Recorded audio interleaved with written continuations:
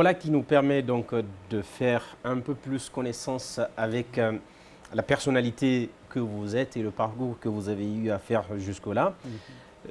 Deux personnes ou deux personnalités qui ont vraiment marqué ce parcours, c'est Taïbou Diallo. Taïbou Diallo, éminente comédienne, responsable aussi à un moment du théâtre national, très connue dans le pays, à la fois dans le théâtre, mais aussi dans le cinéma, qui a eu à jouer également dans plusieurs pièces filmées. Il y a aussi votre ami, votre binôme, copain, qui est décédé, et comme vous l'avez dit, paix à son âme. Est-ce que ces deux pertes ont eu des... Vous vous êtes un peu remis de ces deux pertes? C'est quelque chose de, je sais pas, à se remettre, je crois pas. Je pense qu'on vit avec. Moi, je me souviens le jour où je suis rentré et que ma mère m'a demandé si Taïbou allait mieux et que je lui ai dit non, elle est décédée. Et elle m'a dit ta mère est décédée aujourd'hui. Ça, c'est ma propre mère qui me disait ça.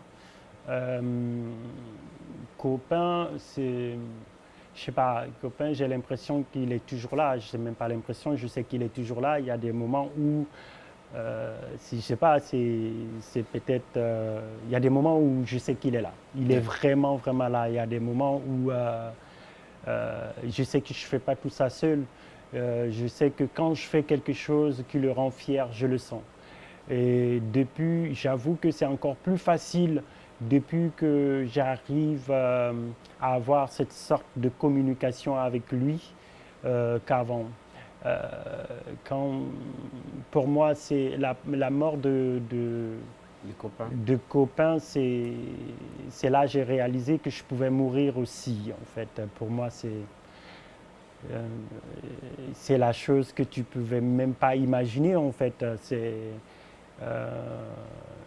c'est mon ami depuis que je suis rentré en Guinée, depuis la 7e année. On ne s'est plus jamais quitté.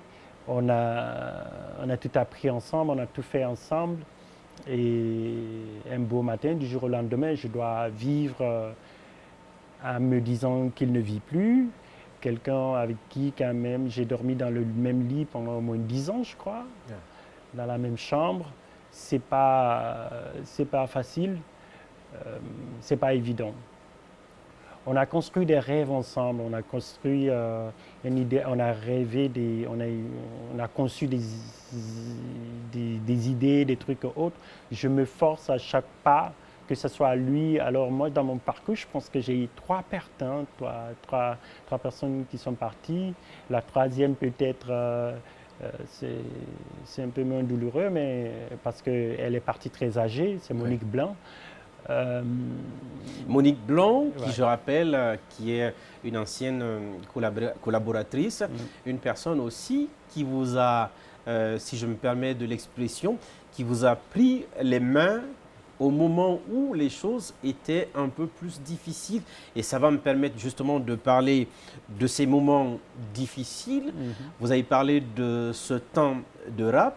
Ensuite, vous êtes arrivé à créer l'univers des mots, qui à un moment est arrivé où le pays était complètement esselé en termes d'événements sur le théâtre.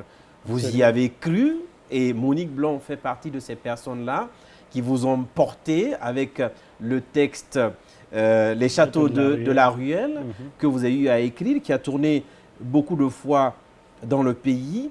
L'univers des mots est devenu aujourd'hui un événement africain, un événement international, connu à la fois en Guinée, en Afrique, mais aussi à travers le monde entier. Est-ce que vous vous direz que c'est la baraka seulement des parents pour arriver jusque-là? Évidemment, il y a la baraka des parents, mais ce n'est pas que la baraka des parents. Je pense que il y a évidemment le travail, il y a l'audace, il y a la chance, comme je le disais tout à l'heure. J'ai eu la chance d'être à chaque étape entouré par des personnes qui ont cru en ce que je faisais ce que je voulais faire, Ouais. que ce soit les différentes équipes avec lesquelles j'ai travaillé en Guinée ou les conseillers comme Monique, comme François Rancillac et autres. J'ai eu ça et je pense que c'est quand tu as tous ces éléments réunis, il faut y aller, il faut foncer. Et des fois, tu prends des risques. Des fois, ça se casse la tête, ça ne marche pas. Tu es là, je pense que tu as été témoin à des moments. Il y a eu des moments où je me suis posé, je me suis dit, mais est-ce que c'est la bonne voie à suivre? Est-ce qu'il faut ça ou pas? Mais moi, il y a quelque chose qui m'aide beaucoup quand j'avance. Je pense c'est dans mon métier d'auteur de théâtre. Je me dis toujours, quand le comédien sort sur scène, le premier comédien qui sort sur scène, quand il pose un décor, un accessoire là, même s'il va jouer 5 heures de temps sans revenir vers cet accessoire, c'est que la pièce n'est pas encore finie. Parce que rien n'est mis là au hasard. Parfait. Et comme on dit souvent que la vie c'est un théâtre, je me dis que Dieu ne m'a pas mis dans certaines circonstances au hasard. Et depuis que je comprends ça beaucoup, je fonctionne beaucoup avec mon intuition. Quand il y a quelque chose qui me dit il faut y aller, j'y vais. Et quand quelquefois ça ne marche pas, j'essaie de tirer les leçons et j'essaie de voir est-ce que je peux encore avancer. J'avance peut-être parce que j'avais besoin de me bloquer là pour pouvoir connaître d'autres choses. Donc, ce n'est pas que la baraka des parents, mais je peux t'assurer qu'il y a surtout la baraka des parents aussi. Très bien.